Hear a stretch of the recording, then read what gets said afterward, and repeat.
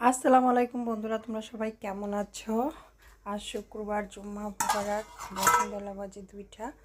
তা এখন এই সময় ব্লগটা শুরু করলাম, ছোট্ট একটা তোমাদের সাথে শেয়ার করব। এখন দেখো আমি কি রান্না করেছি। আজ বেশি কিছু রান্না করিনি, কারণ যেহেতু বাজার নেই এই জন্য।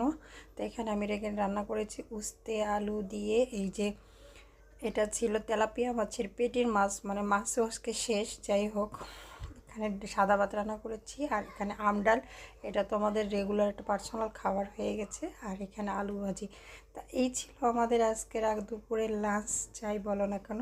তো এখন এই যে ছোট ছেলেকে ভাত দিব, তো সেটা তোমাদের সাথে শেয়ার করছি। ভাতটা লেগে গেছে, এই চালটা না বন্ধুরা কেমন যেন। তো এই চালটা একটু ভাত পানি কম দিলে ভাতটা শক্ত হয়ে যায়, আবার তোমার পানি বেশি দিলে